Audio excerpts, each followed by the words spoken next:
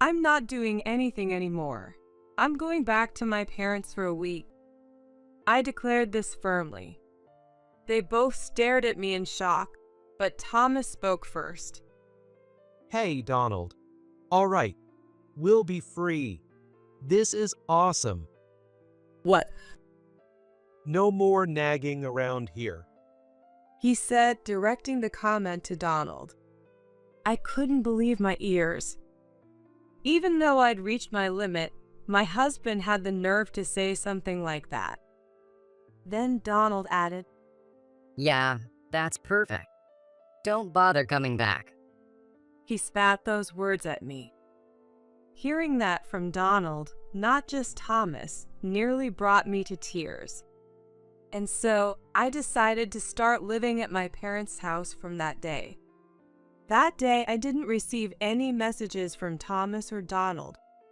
I didn't go back home over the weekend, and about a week after moving in with my parents, I got a call from Thomas. That call marked the beginning of a change in the fate of the three of us as a family. My name is Jessica, and I'm a 40-year-old stay-at-home mom. I have a 10-year-old son named Donald. I work full-time at a bank while managing household chores and raising my child, putting in a lot of effort every day. My husband, Thomas, is 5 years younger than me. He's an only child and grew up surrounded by his parents. Currently, he works part-time as a construction worker for a local company. We may not be wealthy, but the three of us live modestly and comfortably. I met Thomas through what you might call a pickup. He came to the bank where I work and, apparently struck by love at first sight, approached me persistently. Just one date, please. Thomas said this boldly at the counter, and at first I was taken aback. But since it was a small-town branch, there were either no customers or only elderly ones. Everyone watched Thomas's enthusiasm warmly, leaving me unsure how to respond. If he's really bothering you, would you like me to talk to him? No, I'm sure he'll lose interest soon. I can handle it myself. The branch manager kindly offered to step in, but I decided to handle it on my own. Even after I declined, Thomas didn't give up, and in the end, his persistence won me over, and I agreed to one meal. During that dinner, we had great conversation, and I saw a sweet, genuine side of Thomas. Getting to have dinner with you, Jessica, is seriously amazing. But I'm sorry I could only take you here. Next time, I'll find a nicer place. Seeing how happy he was stirred something maternal in me. I had planned to tell him not to come back to the bank, but with his sincerity, I couldn't be harsh, and eventually we went on a few more dates. Over time, I found myself growing fond of Thomas, and we started dating seriously. Honestly, with a 5-year age gap, I hadn't initially thought about marriage. I couldn't shake the feeling he might just be playing around, and I figured he'd lose interest if a younger, prettier girl came along. But Thomas was truly smitten with me. He started mentioning marriage, introducing me to his mom and friends, and through these gestures, I realized how serious he was about our relationship. Thomas's dad had passed away from illness a few years ago, so I never had the chance to meet him. But his mom, Janet, was incredibly welcoming toward me, and I gradually began to think about our marriage. When I was 28 and Thomas was 23, we submitted our marriage license on the 2nd anniversary of our relationship. I'm sure my husband in heaven would be thrilled too. Be happy together. Thank you. I look forward to being part of your family. Janet was fully supportive of our marriage, and I felt confident that we could have a good relationship. To think I get to be with you every day, Jessica. I'm the luckiest guy. Even after marriage, Thomas remained head over heels for me, and I felt truly happy. My parents had some concerns about Thomas's job and the age difference, but I genuinely believed that love could overcome those issues. Ignoring their worries, we continued to enjoy our time together, and a year into our marriage, I found out I was pregnant. Thomas was overjoyed. If it's a boy, I want to play catch with him. Thomas was excited even before we knew the baby's gender. However, my first pregnancy was more complicated than I expected, and I suffered from morning sickness right from the start. It was tough to eat, and when I did, I would often get sick afterward. I managed daily life with frequent doctor visits and 4 treatments, but I was sometimes late to work or had to take days off when I just couldn't function. At first, Thomas was concerned, but eventually he started offering me misguided advice. Morning sickness is just for now. Try to enjoy it. When he made comments that seemed to downplay my discomfort, I was irritated, but that was only the beginning. After a while, Thomas spoke to his mom, Janet, about my morning sickness and came back with an outrageous suggestion. Mom said morning sickness is just in your head. In my head? That can't be true. Well, she said, if you're struggling this much now, there's no way you'll handle childbirth or raising a kid. Maybe we should reset things and save up some money first. I was shocked and asked him to clarify. Reset? What do you mean? Well, there's still time, right? You could, not go through with it. Thomas didn't explicitly say it, but I understood what he meant. I was fighting every day to protect the baby inside me despite my constant nausea, and seeing Thomas taking advice from Janet as if she hadn't experienced pregnancy herself brought me to tears. Don't say something so foolish. Thomas looked a little irritated at my anger. I'm only worried about you. Every day, you look miserable. Have you thought about how hard that is for me to watch? I was stunned. Pretending to care, he was really just thinking of himself. If that's the case, why don't you go stay at your mom's? That way you won't have to look at my miserable face. Thomas kept his sullen expression, said nothing, and left the house. He probably did go back to his parents' place. My morning sickness didn't ease even in the later stages of pregnancy and lasted until I gave birth. During that time, Thomas stayed mostly with his parents. Occasionally, he'd come home, see how unwell I looked, sigh, and head back to his mom's. Stop pretending to throw up just to get my attention. Mom said it's weird to still have morning sickness this late. You're lying, aren't you? As my due date approached, Thomas began verbally attacking me. If this were just an act, how much easier it would be. With that thought, I resolved that this would be my last pregnancy. The challenges didn't end with pregnancy. My labor was a long and difficult ordeal that eventually required a C-section. Just let me know when the baby's born. Even as I was struggling with labor pains, Thomas said this and didn't come to the hospital. I'm not going to bother telling him once the baby's here. That was my thought, but then I needed Thomas's signature when it was time to switch to a C-section, so I reluctantly called him. It would have been easier if you'd just done a C-section from the start. Then we'd know exactly when he'd be born. He made that comment, signed the form, and left without any further support. Yet he got to hold Donald before I did. I'll never forget that. The pregnancy and birth were hard, but once Donald was born, the morning sickness disappeared, and I finally felt some relief. Donald, the child I went through so much to bring into the world and decided would be my only one, was incredibly precious to me. While I was in the hospital, I worked on recovering my health and learning how to care for a newborn. And as planned, both Donald and I were discharged together. Thomas came to the hospital a few times, but only to hold Donald and then leave. He didn't bother helping with things like my laundry. Then, on the day we were discharged, he nonchalantly returned home. And of course, Janet came along too. Aren't you adorable?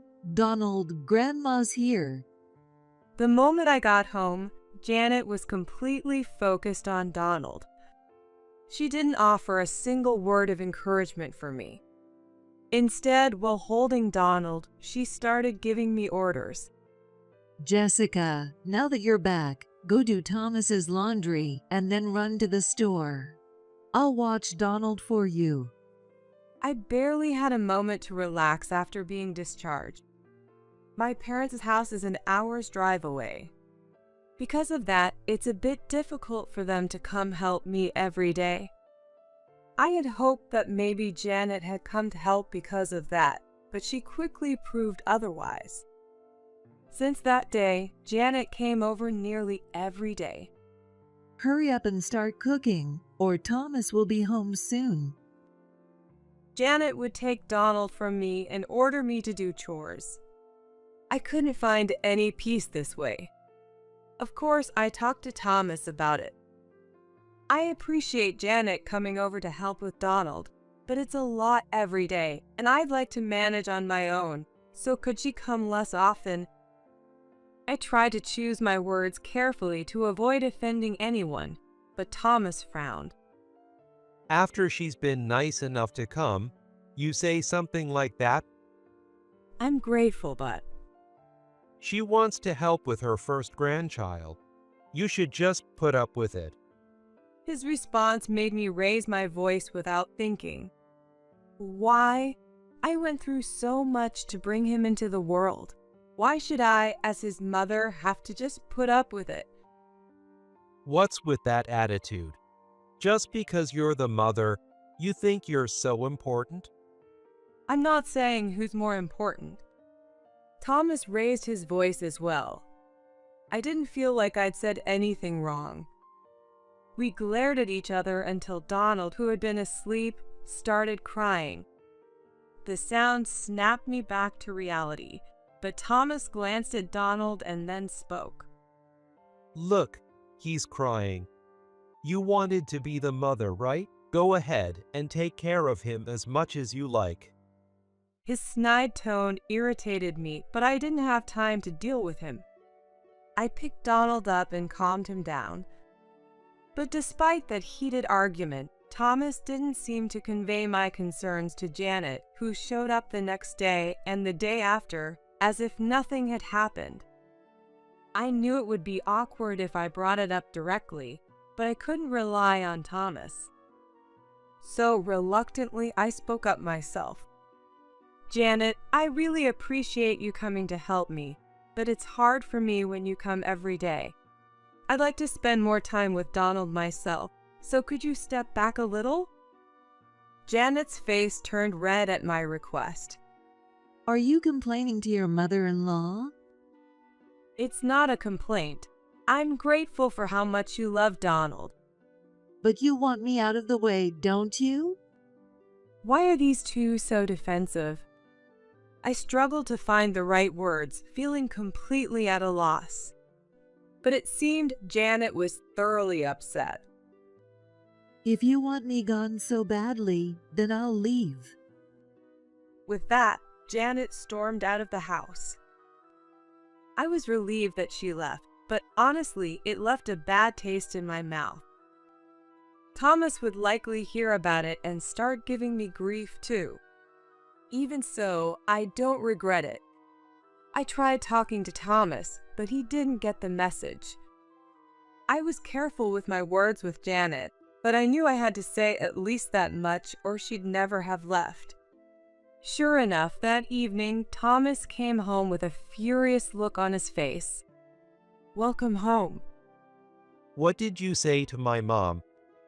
He stomped into the living room without a greeting and started yelling at me. My mom called me in tears. I just told her what I'd already said to you, since you didn't relay the message. Are you crazy? Mother-in-law issues can get out of control. If you know that, why didn't you step in? With a big sigh, I responded, I get it. That's why I asked you to handle it before I talked to her directly. So now you're blaming me? They really are two of a kind. He doesn't think he's at fault, yet he makes me feel like I should take the blame. I don't feel that I did anything wrong, but his phrasing was infuriating. That's not what I'm saying, but if you'd been a little more supportive of my feelings. There it is. You're blaming me. Enough. You need to cool off and call my mom to apologize. If you can't do that, then I won't be coming back. I was stunned. With that, Thomas left the house again. I knew exactly where he'd gone. He was back at his parents' place. I wanted to leave it alone, but I'm currently on maternity leave, and my benefits won't come in for a while. I'd already spent a good portion of our savings on delivery and medical bills, and to manage day-to-day expenses, we need Thomas's income. It would be difficult if Thomas stayed away for too long. Reluctantly, I picked up the phone and called Janet. I apologized for saying something inconsiderate this afternoon. So you realized you were out of line, but it's too late. I won't be helping you anymore.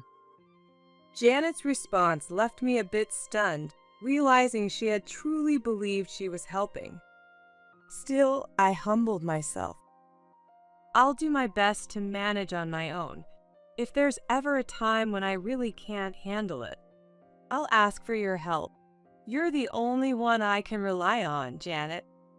Well, you finally get it. Go ahead and try. I didn't actually want her to come, but I said it anyway, feeling it was necessary to keep things peaceful.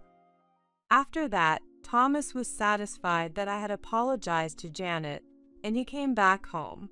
I managed without her help, and I enjoyed raising Donald freely. Janet seemed to wait for a call from me asking for help, but as no call came, she started showing up again, uninvited. I was annoyed, but since it wasn't as frequent as when Donald was a newborn, I chose to ignore it to avoid more complications. Janet's frequent visits weren't entirely without benefit. By the time I returned to work, Donald had grown fond of Janet, and she would take care of him after daycare. Donald wasn't very strong and often had fevers, and on rare occasions when I couldn't go to him right away, I would rely on Janet. Of course, those instances were few. Ideally, Thomas, with his flexible hours, would handle this, but he'd often take Donald to Janet's house instead and stay there until I finished work. He wasn't actually caring for Donald himself, and since he was so dependent on Janet, I couldn't expect much from Thomas as a parent. Honestly, I wasn't sure if Thomas even understood what it meant to be a parent. Still, despite everything, Donald grew up well. Janet doted on him excessively, giving him too many treats and never saying no, spoiling him in every way. I was concerned about this, but since I relied on her for care, I couldn't be too firm. I had hoped Thomas might handle some of Donald's discipline in my absence, but he spoiled Donald just as much. Though I was glad to see Donald growing strong, I began worrying about his weight and increasingly demanding behavior. Once Donald started elementary school and joined an after-school program, his visits to Janet's house gradually decreased. My work hours were still late as always, but Donald would leave the after-school program around 6 p.m. and wait for me at home. The after-school teacher doesn't give us snacks unless we finish our homework. I want to quit and go to Grandma's house instead. Donald had some complaints about the after-school program, but honestly, I was relieved to have some distance from Janet. If Donald had kept going to her place, he would likely have just kept gaining weight.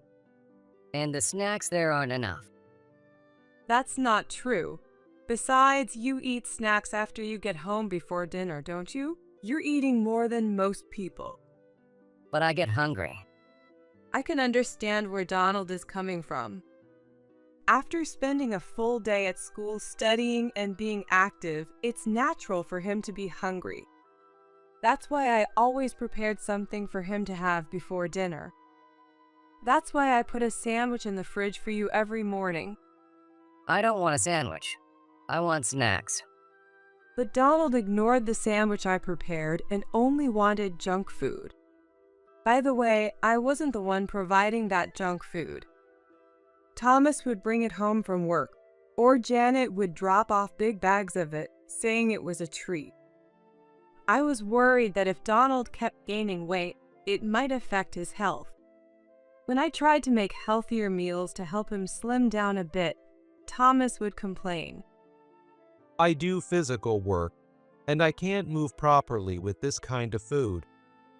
Seeing Thomas complain, Donald started doing the same to me. I thought about quitting my job to focus on parenting, but if I did, we'd likely hit financial limits pretty quickly. In this difficult situation, I did my best with what I could. But when Donald turned 10, I finally reached my emotional breaking point. Hi, sorry I'm late. One evening, as I came back from work, I heard the sound of the TV along with Thomas and Donald's voices. There were no words to greet me, just the sound of them laughing at the TV. It was almost 8 p.m., yet there were snack wrappers scattered everywhere, and Donald's school bag was left lying around. Neither of them seemed to have taken a shower. I couldn't help but sigh. Donald, put away your school bag. And Thomas, could you at least remind Donald to do that? Geez, you finally get home, and you're already nagging. What about dinner? What happened with that?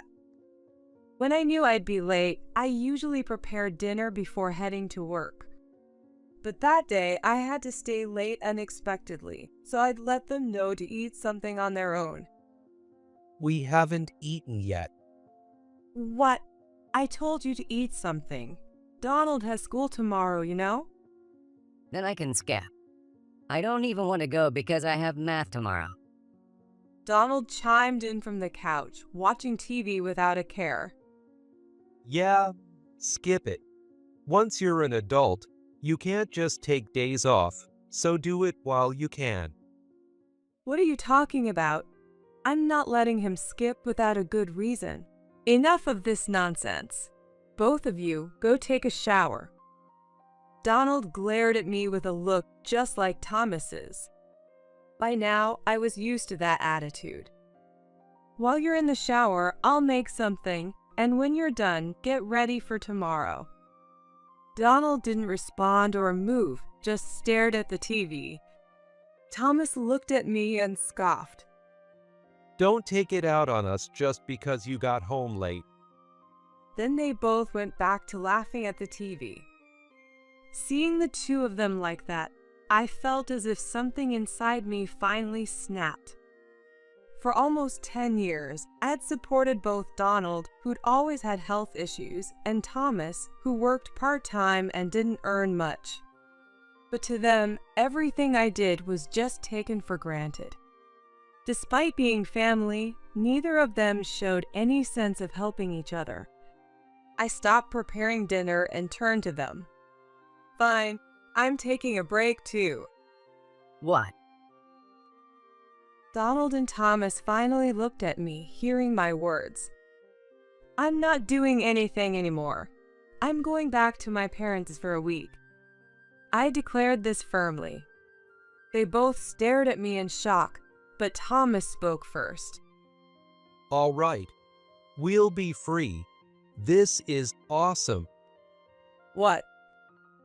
No more nagging around here. he said, directing the comment to Donald. I couldn't believe my ears. Even though I'd reached my limit, my husband had the nerve to say something like that. Then Donald added, Yeah, that's perfect. Don't bother coming back. He spat those words at me. Hearing that from Donald, not just Thomas, nearly brought me to tears. Without saying a word, I left the living room, went to my bedroom, and quickly packed. Then I walked out of the house, truly heading to my parents' place. I returned to my parents' house an hour away by car, crying, and they greeted me with wide eyes. What happened? Tell us. It felt shameful to cry in front of my parents as an adult. I knew I was being an ungrateful daughter by making them worry, but I just couldn't hold it in. Until now, I'd never complained to my parents about Thomas or Donald, nor shown any sign of weakness. I wanted to avoid worrying them since they didn't live close enough to drop by easily. I see. That must have been so hard. I thought Thomas was helping you. My mom said, covering her tear-filled eyes. My dad listened quietly and murmured, We love Donald too. He's our grandson, and he's precious. But you are what's most important. If you're getting hurt, sometimes it's necessary to distance yourself. I felt relieved to be accepted by them. And so from that day on, I began staying at my parents' house. That night, neither Thomas nor Donald reached out. The next day, I started commuting to the bank from my parents' place. The commute was a bit longer than before, but it didn't bother me at all. In fact, I felt more at ease than when I'd rush out of the house only to come home to more chaos. I didn't go back home even on weekends, and about a week had passed since I started staying at my parents' house. I received a call from Thomas. When are you planning on ending this little runaway stunt? Just come home already. That was the first thing he said when I picked up. I answered him as if it were obvious. What? I'm not coming back. Isn't it perfect for you to have me gone? Are you joking? Who's the one joking? You only want me back because it's inconvenient not having a maid around, right? Thomas fell silent at my words. I added, And did you see the signed divorce papers I left in the bedroom? Have you submitted them? I couldn't see him, but I could imagine Thomas fuming with anger. Yes, I had left completed divorce papers in the bedroom before I left. I thought that, seeing them, Thomas might finally understand that I'd reached my limit, but not even a single message came. He probably didn't even consider my feelings. Or are you just ignoring it? Are you so selfish that you won't even discuss it? Enough with the accusations. You really think you can just demand a divorce? I haven't done anything wrong. No cheating, no debt. There's no reason for you to leave me. I was stunned by Thomas's words. He was only kind in the past. For quite a while now, he hasn't even realized that he's turned into a verbally abusive husband. There is a reason for divorce, Thomas. If you won't agree, I'm ready to take this to court. Finally sensing my seriousness, he panicked and tried to use Donald as a shield. Forget about me. What about Donald? You leaving home is child abandonment. Donald needs his mom. He was yelling so loudly that I had to pull the phone away from my ear.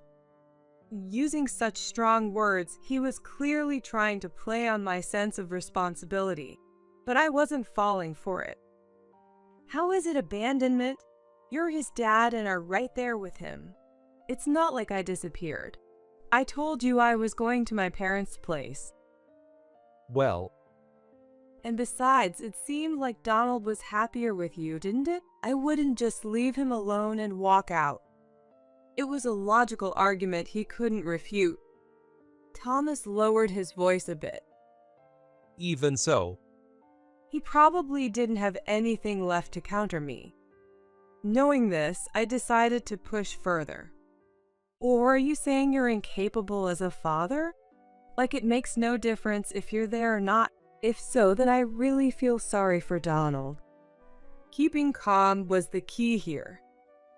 Thomas had lost every bit of his composure and was fuming at every one of my words, which was oddly satisfying. we're fine without you. I only called to make it easier for you to come back if you wanted. Fine, go ahead and file for divorce if that's what you want. A smirk spread on my face.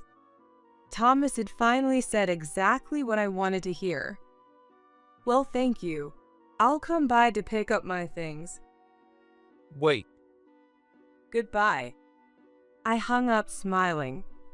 By now, I could imagine Thomas regretting his words and feeling utterly lost. That Sunday, I headed to our house.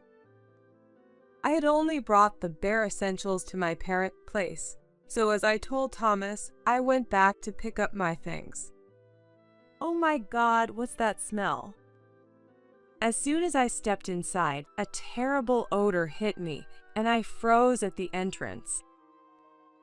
Donald, are you here? I took a deep breath and entered, only to find Donald playing video games and snacking. But more shocking was the state of the room. Snack wrappers were scattered everywhere, and takeout containers were left untouched. The sink was overflowing with dirty dishes, and there were 3 overflowing garbage bags piled up in the corner of the kitchen.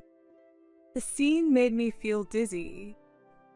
Donald, where's your dad? Oh, you're finally back. Can you hurry up and clean? There are flies in here. Donald said this, waving his hand in the air as if to swat away invisible flies. Well, in this mess, it's no wonder bugs are showing up. I am not back. I started walking toward Donald, but stumbled on something hard. Your school bag? As soon as I looked down, I spotted Donald's school bag buried under the trash and laundry. It was in the exact same spot where it had been the day I left. Donald, you have been going to school, right?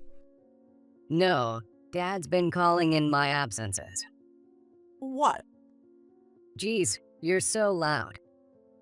Donald glanced at me, annoyed, then went back to his video game. He told me he was going to work and to just do whatever. So it's not my fault. Apparently, Thomas couldn't handle getting Donald up in the morning, feeding him, or getting him to school. And he dared to call me neglectful? I sighed deeply. I used to think that, with my busy work schedule, I was just nagging Donald and not doing enough for him. But this past week had shown me just how much he needed me in his life. I was foolish to think he'd be okay with his dad. With a father like that, he's better off without him. Anyway, turn off the game and go take a shower. You smell terrible. It's such a hassle. Enough. Go now. I raised my voice, and Donald reluctantly headed to the bathroom. In the meantime, I headed to the bedroom. It was to pack our belongings. The divorce papers were still in the spot where I had left them. The signature was scrawled, but it was clearly Thomas's handwriting. I carefully placed the signed papers in my bag and began packing clothes for both Donald and myself into a large suitcase. I hadn't asked Donald where Thomas was, but he was probably at Janet's house. I figured he was getting meals from her, just for himself. When Donald finished his shower, I took him and left the house. Where are we going? This is such a hassle. Donald grumbled, but he got into the car as I held his hand. We drove straight back to my parents' house. Hey, this is Grandpa and Grandma's place. Why did you bring me here? We're going to live here from now on. What? Out in the middle of nowhere? You've got to be kidding me. Donald looked shocked and started shouting.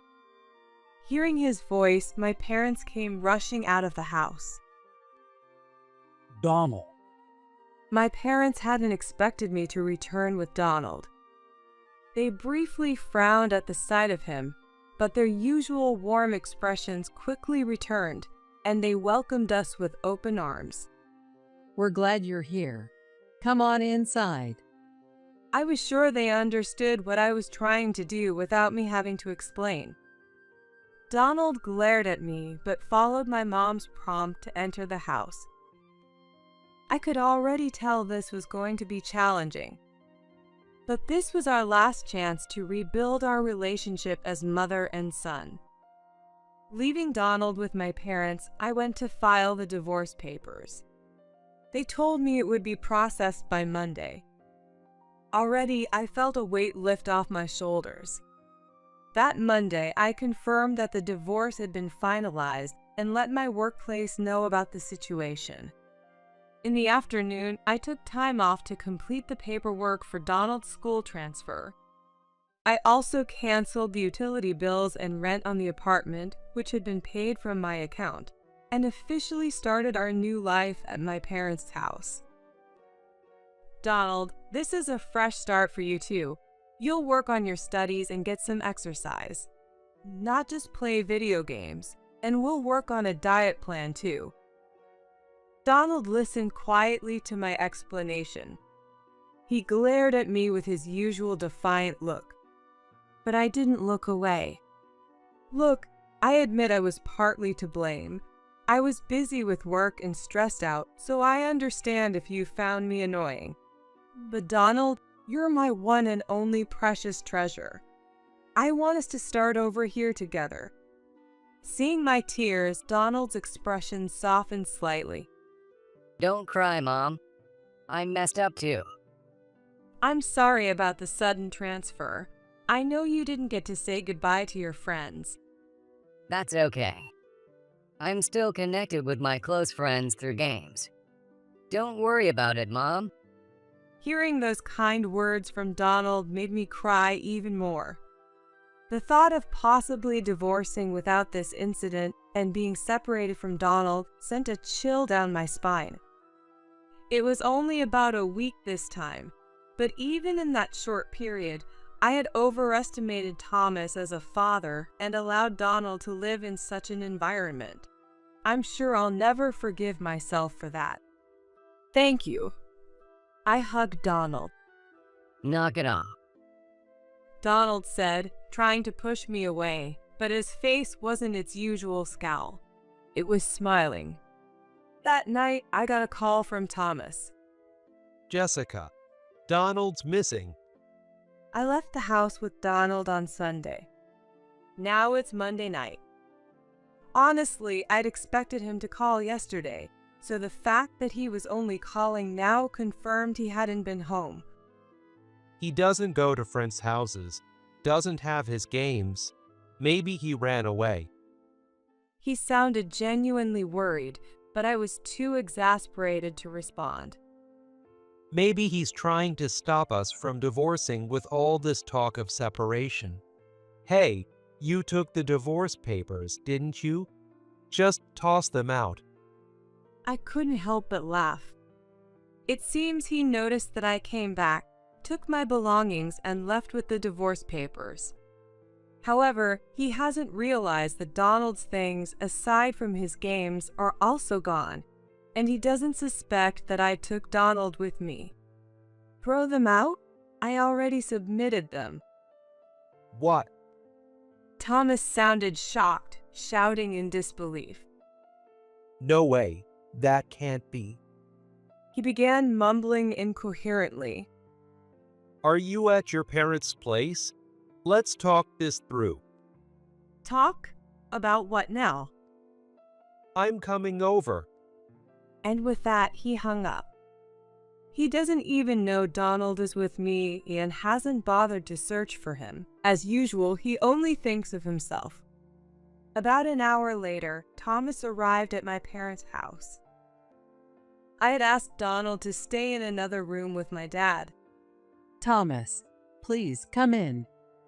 My mom led him into the living room and quietly excused herself. Thomas entered the house looking a bit uncomfortable, then sat down across from me and spoke.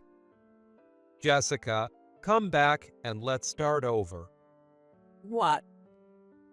Donald ran off because of our issues. Let's put this aside and go find him together. Thomas's words didn't make any sense. Donald had initially sided with Thomas to push me out. So the idea that he disappeared because of our issues was completely illogical. It was obvious that Thomas's words were purely driven by his own selfish desire to get me back home. If you're really that worried about Donald, wouldn't you have started searching before coming here? But we need to show him that we made up first. How exactly are we supposed to show him that if he's not even here?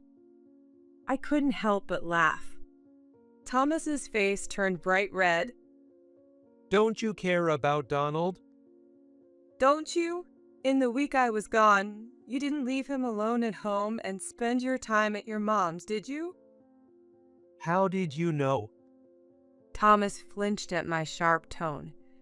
As I suspected, my assumptions were correct.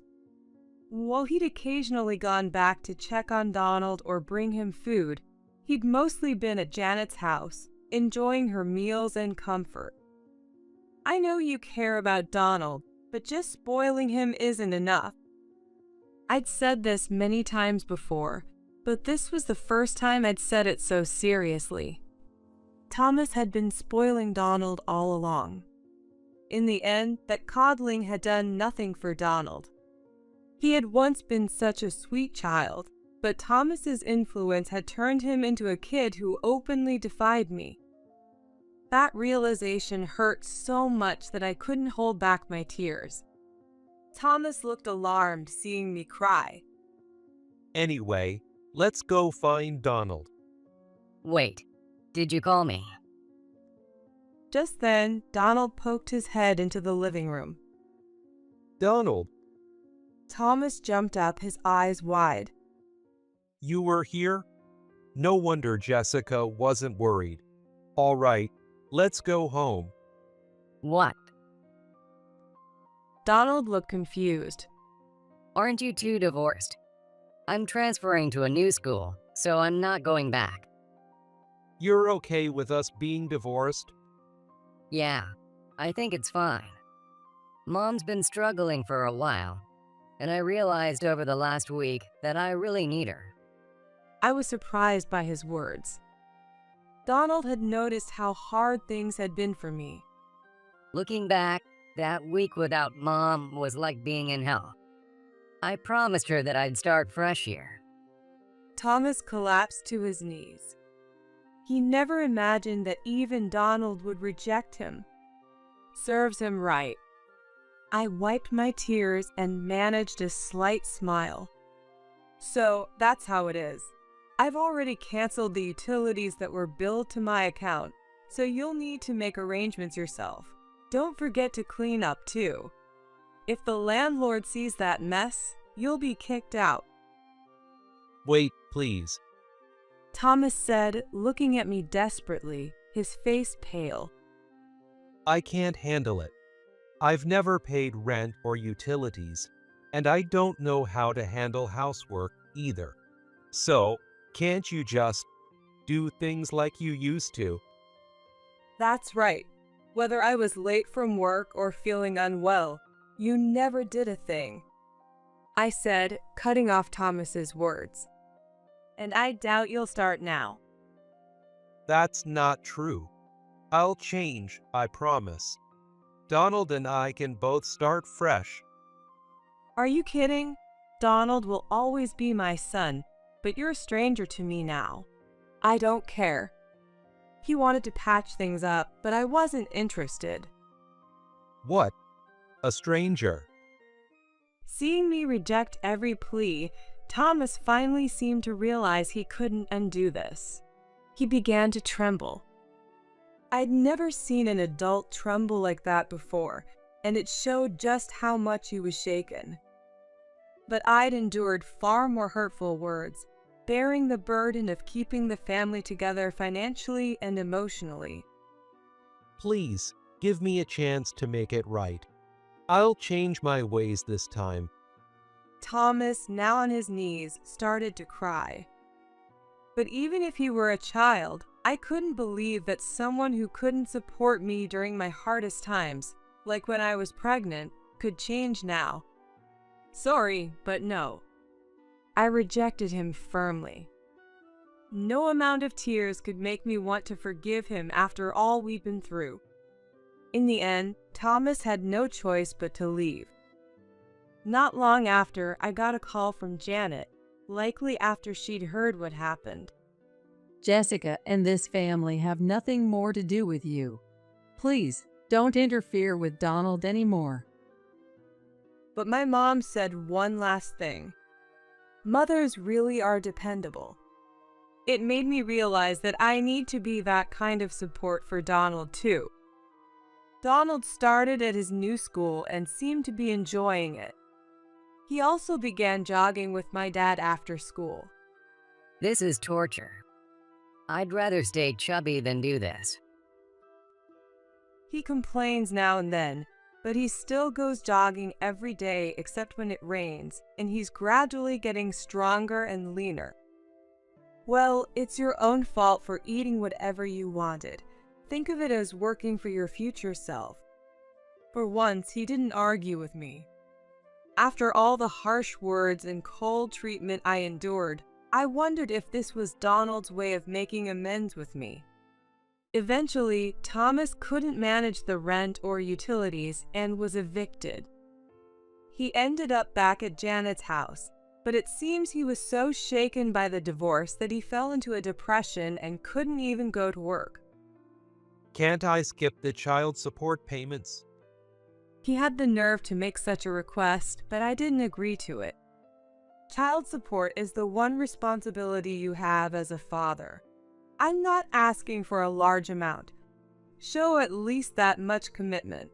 If you truly can't manage it, then consider your relationship with Donald to be over. Thomas was shocked, but he must have realized he had no choice. So he pleaded with Janet to cover the payments from his dad's inheritance until he could manage on his own. It's likely making him feel even more dependent and small, but that's none of my concern. If Janet had been a more supportive influence, things might not have turned out this way. I think this is also a consequence for her. Apparently, Janet has grown tired of Thomas's situation as well. You're still young. You should find a nice young wife and move out soon. She's been saying around the neighborhood, according to a friend who lives nearby. I honestly can't understand why she thinks an unemployed Thomas would find a new, younger wife. It just shows how self-centered that family has always been. Now I'm living at my parents' house with their support. I adjusted my work schedule and took a general staff position so I can spend more time with Donald. The pay is lower, but time with Donald is what matters most to me now. Donald has also started to change. He's taken the initiative to help me and my mom and spends less time gaming, learning chess from my dad instead. What kids need isn't just indulgent love. Remembering that, I'm committed to becoming an even better mom from here on.